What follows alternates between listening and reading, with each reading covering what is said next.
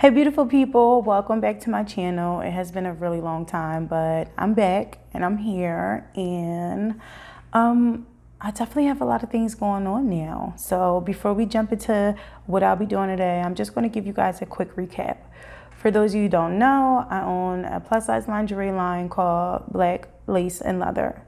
Now I started that line with somebody else, but unfortunately the business relationship just could not continue. So now I am the sole owner and operator of Black Lace and Leather, and I'll definitely leave the link to my website down below. But right now I'm just trying to rebuild and rebrand and take my line into a completely different direction. I'll be offering more things as well as a wider selection of things, and I'm really excited about that. Outside of that, I do have some projects coming up, people I want to work with and collab with, as well as other things that I'll be starting separately. And, you know, as those things come up, I'll be announcing them to you and letting you guys know what's going on and, you know, what I'm going to be doing. So that's pretty exciting. But outside of that, throughout this whole coronavirus ordeal, this pandemic that we have going on all across the world, everything was shut down. And the one thing that we always could rely on was either TV or internet. That was the one thing. It's how we kept in contact. It's how we spread information, everything. I became like a binge watcher, where I would binge watch series of movies in one night or one day, series of TV shows in one night or one day, and Disney Plus, Netflix, Hulu, like these things became my lifeline. I mean, one day I would be binge watching the whole Harry Potter series, and then the next day I'll be watching the whole True Blood series. So, you know, that's definitely interesting. Oh, I forgot. Prime too, Amazon Prime. Love Amazon Prime. That's where I watch all my documentaries at, by the way. So, one thing that Netflix came out with was Unsolved Mysteries. Now, I was a really, really big fan of Unsolved Mysteries back in the day. And so to find out that they were redoing it, it just, I don't know, it was creepy, but exciting. And the theme music is like very, very scary. The theme music for Unsolved Mysteries is even more scarier than the theme music for American Horror Story. And I don't care what nobody say. And I think it has something to do with me hearing that music when I was a child. And I don't know, the original host of the show, his voice was very creepy too. And even though he's not in this version of the series, like the reboot, like they still show like this blacked out picture of him. It is very, very creepy. I do. I love it. So what I'm going to do is I'm going to start a new series called Unsolved Mysteries and Makeup. And, you know, if you guys haven't had a chance to watch the series, spoiler alert, I'm going to be giving up all the details. I'll be talking about the different episodes as well as whatever information I could find out after the show, you know, because sometimes things were solved or murderers were found, or, you know, there was leads that were dropped and things like that. So I'm going to go ahead and wrap my hair up, and then we'll get started. So today, because I have an event to go to this evening, it's like a private event, I'll call it, because I have an event to go to. I'm going to be doing my makeup. Now, I'm not a professional, guys, and sometimes I don't know how it's going to come out until it's done. So this is going to be interesting, not just for you guys, but for me as well. So let's get into it. Okay, so we're back. Now, I am wearing a mic because I'm trying to drown out the noise around me. The girl that lives upstairs, she has a music producer living with her, and like 24/7. It's just like all this commotion, all this noise, as well as outside. So hopefully, you know, you won't hear really too much of what's going on around me, but let's get into this. So the first episode of the latest season, the newest season on Netflix, is called Mystery on a Rooftop. And this episode is about a guy named Rey Rivera. Now, Rey supposedly committed suicide, right? He's 32 years old. He's Hispanic, he is Puerto Rican, and he weighs 260 pounds, and he's 6'5". So this is not a small man, and it's just so crazy, like all the details of this case. Now, it's so much going on that I do have notes. So when I look down periodically, that is what I'm looking at, because it's just so much fucking information to like just be passing along. Now, throughout this whole episode, you'll see his wife Allison, his brother Angel, and his mom speaking. And, you know, they all just like said that he was a really great guy. He was very friendly. He comes from a family-oriented family, sorry. Ugh. So,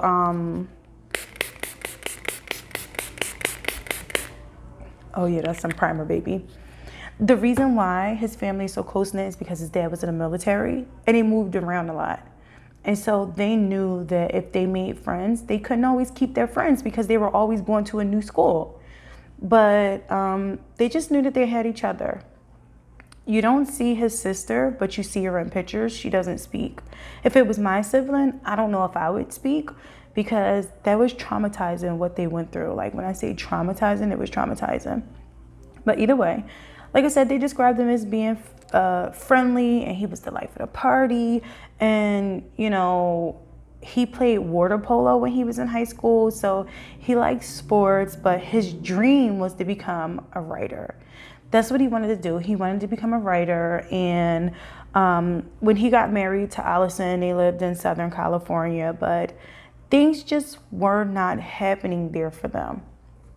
So there's a guy, a friend of his that he went to high school with, Peter Stansberry. Hey everybody, just to give you a heads up, this man's name is not Peter Stansberry. His name is Porter Stansberry.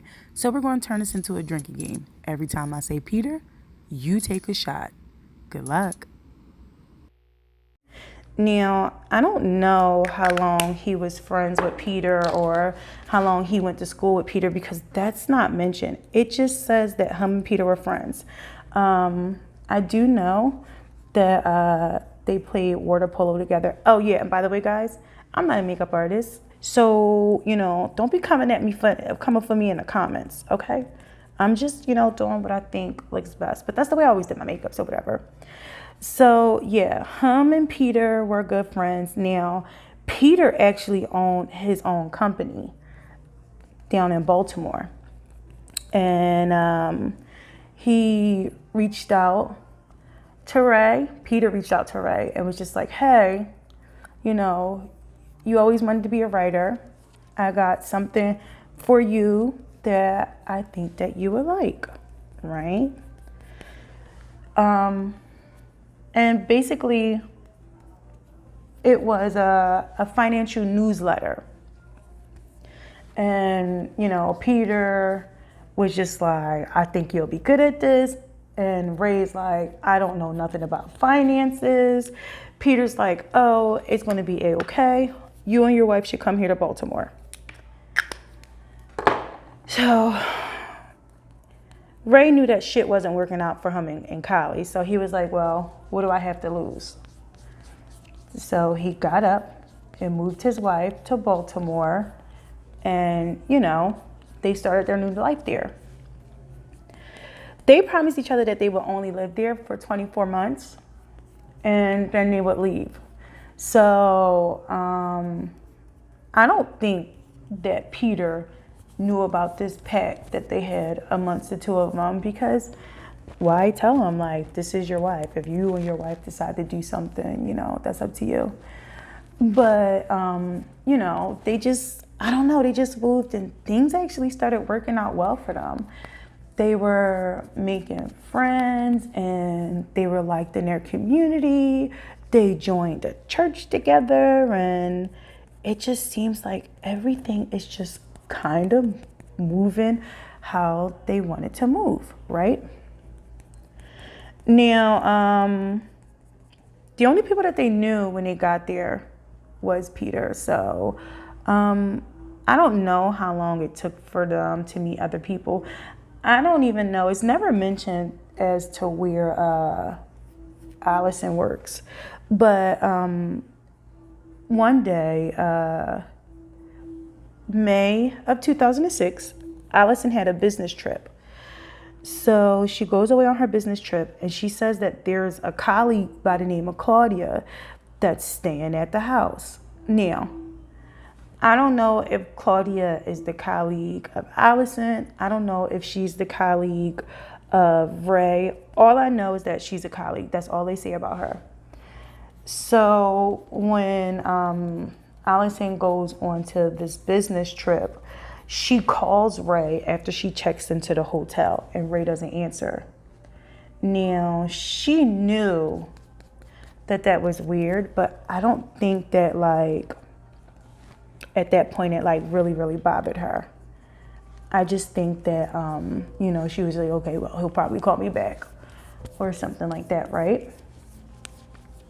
Cool. So when she doesn't hear back from him, and I believe this is the same night, she calls Claudia, who's at the house. So Claudia goes and checks to see if Rey is at the house, because Claudia knew that Rey was at the house earlier on in the day, right? Well, she calls Claudia. Claudia answers. She's like, well, he's not here. She goes and looks for him. She's like, he's not here. And she like, all right, well, when he come back, can you tell him to call me? So Claudia lets her know, like, well, he got a phone call around 6:30. Now, when he got that phone call, that was at the same time that Allison was checking into the hotel. So Allison checked in a hotel between 6 and 6:30. This is the time that Rey got the phone call. She said that he received the phone call and he just dashed out the door. So she like, what? Cool. The next morning, around, I think she said like 6 something in the morning, Claudia calls Allison and she's like, listen, he's not back yet, right? Allison is like, what the fuck is going on? She knows something isn't right. So she hops on a plane and she comes home. When she gets there, it's really, really weird because there's a bag of chips open in the kitchen, as well as a soda on the counter. And then she goes upstairs to the bedroom, and the bedroom light is on, as well as the office light. Claudia's gone. Claudia had to go back to New York. So I'm like, this Claudia girl, like, who is she? Like, where the fuck does Claudia keep coming from? And why did she just dash at the last minute? I don't even know whose colleague she is. Like, who? Like, did she work with him? Did she work with her? Whatever. But Claudia beats the payment. She got the fuck out of there. So Allison gets on the phone and she calls Angel down in Fort Lauderdale. So Angel like, something not right? This doesn't sound like my brother. I gotta go. I gotta go see what the fuck is going on. Now, she calls Rey's mom, who lives down in Puerto Rico. Rey's mom hops a flight. I don't know if the sister came, but I do know that Allison's parents ended up coming as well, because they're like, what the fuck is going on, right? Sorry, I draw my eyebrows on in advance, and I'm not trying to fuck them up, you know? This is a process I have to go through. I never did this shit on camera. This is like kind of like nerve-wracking. Like, are you guys gonna judge me, or, you know? So the whole family is now there, and they're like, well, what the fuck is going on? So it's not just her family there, it's his family there.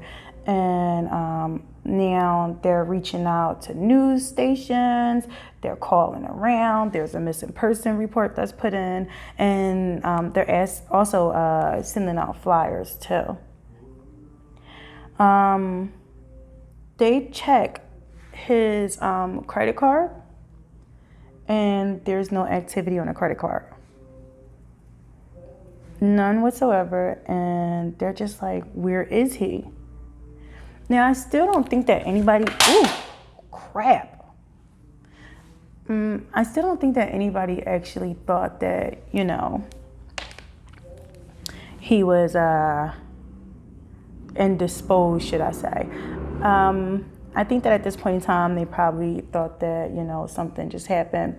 Maybe he had to go away somewhere. Maybe he lost his cell phone, because they also checked the hospitals and there was no signs of him at the hospitals. And I think this is when like everybody's like really, really, really, really fucking confused. I know if it was me, I would have been confused. Like, where the fuck is my husband at? Where the fuck is he at? Like, what's going on? Something's not right. Now, 6 days they're searching, right? They search everywhere, passed out flyers and everything. 6 days after he goes missing, right?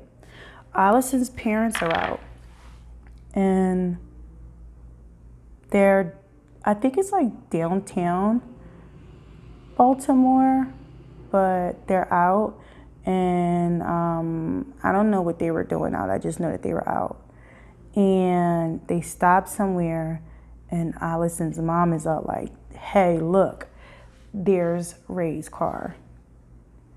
So she goes and she calls Allison, and within 10 minutes, Allison is down there. She's all like, this is his car, and it's in a parking lot. So there's a ticket on the car. The ticket is from the day he went missing. So when he got that phone call and he rushed out, he parked there. Now, the lot that he parked in is not just near his job, which is Stansberry and Associates. I'm sorry, I don't think that I mentioned the name of the job, but the job is called Stansberry and Associates. So not only is it near the job, but it's also near this big place called the Belvedere Hotel. Now, the Belvedere Hotel used to be a hotel back in the day, but now it's a condominium. So they're like, what the fuck is going on? So now they're canvassing this neighborhood, and they're like, well, maybe he went to work, you know, what, like, he has to be within the vicinity because his car is here. Now, let me just say, he was in the vicinity. And this is where it takes a creepy turn, guys. This is where the story like really starts to get wild. And this whole time, the news is constantly reporting on it because they're like, where's Ray? What happened to Ray? You know? So now, just as a recap, right, guys? May 16th is when he actually went missing. And then May 22nd, 6 days later, is when the car was found. So remember, they're canvassing this area where his car is found. And on May 24th, which is 2 days after they found the car, they go up to the Belvedere Hotel and they're asking around and everything. And, you know, they're just looking to see if anybody has any information because, like I said, this place is now condominiums, right? And so they go to the Belvedere Hotel and they go up to a section of the roof and they notice that there's a part of the hotel that has a hole in it. And next to the hole is a pair of flip-flops, right? So they were like, what the fuck? Now, this part of the hotel, this specific room, I don't think it's in use anymore, but of course it's still attached or whatever. So one of the guys that works at the hotel, he goes and he checks out this hole in the roof. And he said that as soon as he opened the door, like, you can smell the stench. You knew that there was a body in there. And that's just heartbreaking, honestly. It's heartbreaking to know that, like, this man, like, something happened to him and, like, there's no answers. And his whole family is looking for him. His siblings, everybody's just looking for him. And it's just terrible to think about. So they ended up calling his family down to the police station and letting his family and his wife know that, you know, they found his body. And they said the way his body fell, there was like blood on the wall, and his legs was like facing towards the door, and you know, he was just like badly decomposed, and it's just so sad to think about. So you know, his wife, I'm not going to say she had a nervous breakdown, but she said that she started screaming, and I can completely understand why. You know, this is the man that she wanted to spend forever with. They got married. They were talking about having a family together, and you know, her dreams was that she wasn't even near, which is the craziest part about it. She wasn't even near when he left. She was away on a business trip. Well, they start asking around the hotel. Nobody hears anything. Nobody sees anything. And it's just very, very weird that this man ended up in this big ass hole in the roof and nobody knows anything. So, you know, they're down at the police station and the police automatically says he committed suicide. Sorry, miss, your husband committed suicide. And she was just like, you know, he's not the type to commit suicide. She said it, his family said it, and, you know, they're like harassing the police, and they're like, you just need to give up because he committed suicide. And like, there was a news anchor that was reporting on it the whole time. She said it as well. She was like, this couldn't have been a suicide. Now, the coroner that looked at his body marked his death as undetermined. But the coroner also said, I can't remember if it's a guy or girl, I was supposed to say she. The coroner also said that, you know, like the wounds and stuff on the body, it wasn't consistent with suicide, which makes everything even more bizarre. So I actually wrote everything down that was, you know, going on with his body. So he had multiple ribs fractured, he had punctured lungs, he had lacerations, damage to the skull, and he had 2 different breaks in his right skull. And the one thing they said was that, like, you would have thought that he fell from like this great height. There is no way in the world this man could have fallen from where he fell from. It just impossible, right? This is like insane, right? There's another thing about this fall, which is like very bizarre. Okay, so according to like investigators, like it really kind of didn't make sense as far as, you know, if he would have jumped off the building. It didn't make any sense at all because where his body landed, it just wasn't consistent with like a jump. So like at one angle it was too far out, at another angle it was too close, and it was just a whole lot of stuff. Another thing is that at the scene they did find his flip-flops, but they also found his cell phone, which had no damage to it at all. Like the screen wasn't cracked or anything. And I get it, you know, in a perfect world that can happen, but this just didn't make any sense at all. Like none whatsoever. And there goes another motorcycle. And like I said, police were just like, oh, he committed suicide. Nobody wanted to listen to the family whatsoever. Like nobody wanted to listen to anything. And it was just really, really sad what these people were going through, you know, his family and his wife and everything. And, you know, to constantly be turned away and be told that what you think happened didn't happen. And it just was like a whole bunch of malarkey. So they really never had any answers. They really wasn't given any closure. I personally feel like the police department, like something was going on with the police department. I'm not exactly sure why I feel that way, but for everybody to be like, oh, you know, this is what happened, and you're like, that's not what happened. Even down to the actual investigator that was like looking into everything, he said that he didn't think it was a suicide, but like he also said that like he had to keep things to himself. You know, he had to watch who he talked to and everything else like that.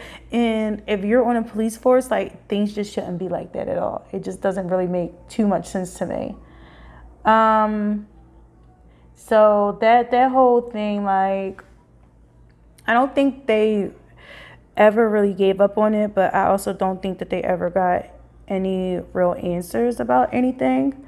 Now, the weirdest thing about it is, remember the friend Stansberry who owned the what was it, the finance journal place or whatever the hell it was?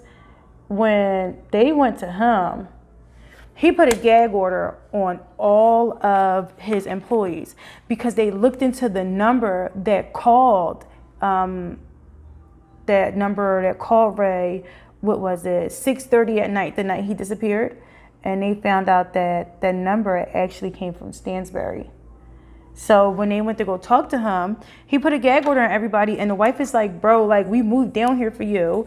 You're supposed to be his friend, and, you know, you're telling everybody not to speak. Like, so somebody knows something, and nobody's saying anything. And I think that's what, like, hurt the most, is knowing that this man was supposed to be the friend of the love of your life. Like, they were supposed to be friends, and this is what he does. And you don't get no closure. You don't get anything whatsoever. So the case is basically still open. I don't know if they stopped looking into it, but I know after Unsolved Mysteries, they started to look into it more because there's new light and, you know, there's people coming up with new theories.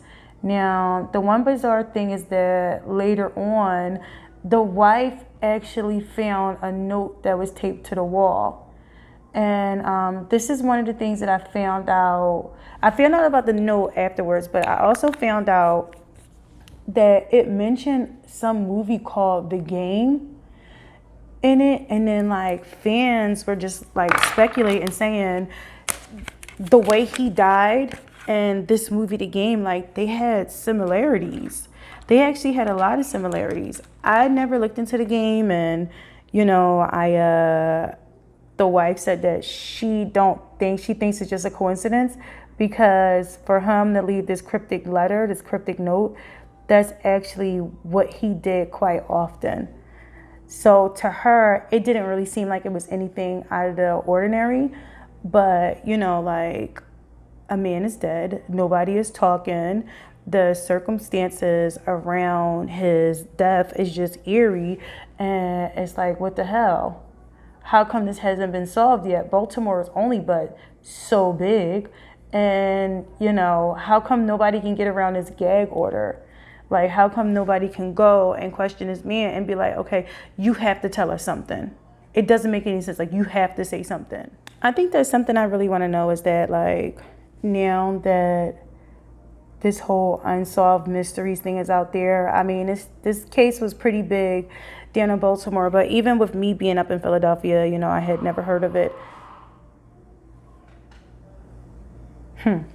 I wonder if now that it's, like, out there and everything, if Peter Stansberry is going to come forward and say anything, you know, because I'm pretty sure, like, social media, especially Black Twitter, they're going to hunt him down. They're going to hunt him down, and they're going to be like, oh, bitch, you know something. You need to start talking, because, you know, like, that's not right. Like, you were supposed to be his friend. And for you to, like, just put the fucking gag order. The gag order is what gets me the most. Like, you put a gag order on the whole fucking company. I'm pretty sure everybody doesn't know everything, but at the same time, you know, sometimes guilty consciences come out and people start talking. And I feel like it's going to be one of those situations where somebody that isn't supposed to say anything is going to come forward and they're going to say something. It may not be today and it may not be tomorrow, but at some point in time, somebody is going to say something. I definitely feel bad for his wife, because she doesn't deserve that. He didn't deserve to die the way he died. The one thing that the wife and the brother said was that they feel like he stumbled upon something that he wasn't supposed to stumble upon. And another thing is that Stansberry actually got in trouble at one point in time with another major company because they were like, of course, drop financial information, but apparently there was information that was dropped from them at some point in time that was like BS.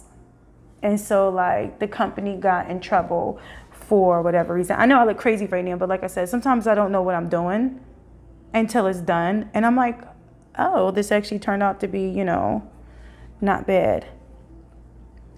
But yeah, Stansberry actually got in trouble at one point in time because of some information that they dropped. And, Allison did say that she felt like her husband stumbled upon something, especially for him to run out the door and just up and leave everything. So I'm going to go back to the beginning real quick.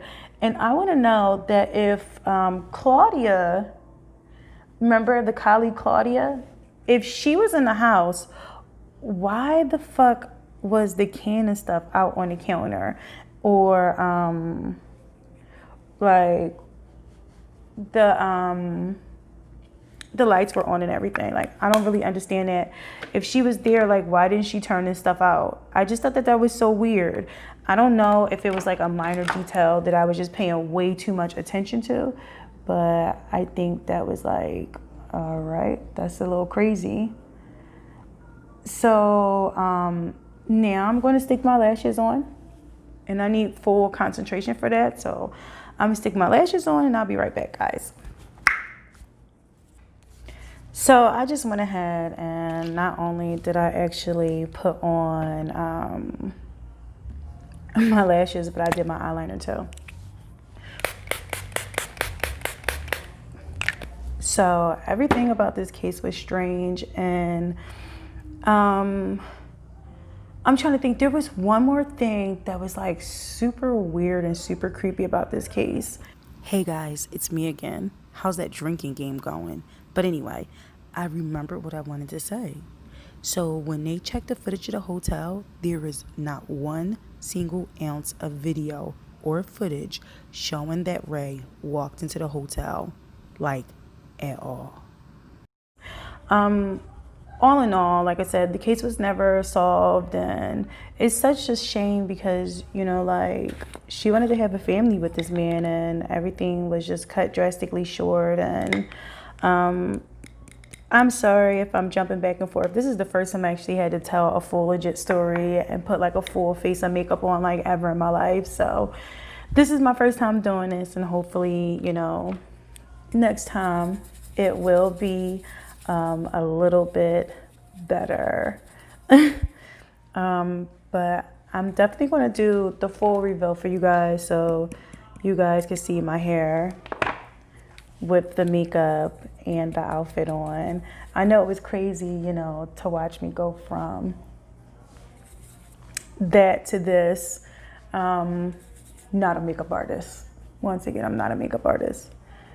And I don't know. Before I jump into my outfit and everything, today is my friend Naima's birthday. And she's like a little sister to me, and I love her dearly. And every time I've ever needed her, she was there for me. So I'll be going to that. And my friend Angelique just bought a house. So I wanted to say congratulations, Angelique. And I'm so proud of you and everything that you've ever overcome. And that's what I'm doing today. Now, I don't know if the next time I do this, I'll actually be telling you guys what's going on. I just want to keep some things as a secret and to myself, but yeah. So I'll be back. Oh, hey guys. So as you guys can see, I curled my hair a little bit, put my jewelry on. Ooh, I wonder if y'all can hear that. One thing I learned is that if you feel like you have too much oil in your hair, dry shampoo.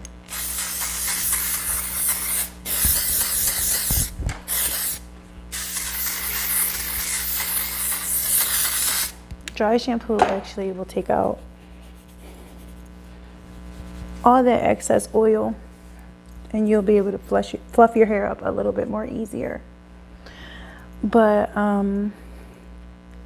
guys, listen, in regards to, you know, this whole case thing, and let me just say, like, I travel from state to state. I don't know where I'm gonna be until the morning of or the night before or something like that. And I think it's very important that if you're dealing with somebody, whether it's a relationship, an entanglement, a marriage, it doesn't matter. The biggest thing is to let them know what's going on. Keep that communication open, because Allison, the woman in this story, the wife, she is left with all these unanswered questions. And I think for me, like, that's the most heartbreaking part of it all. She'll never get those answers. You know, she'll never get that closure. She'll never be able to understand what was going on, what he was involved in, you know, like, just, she doesn't know anything.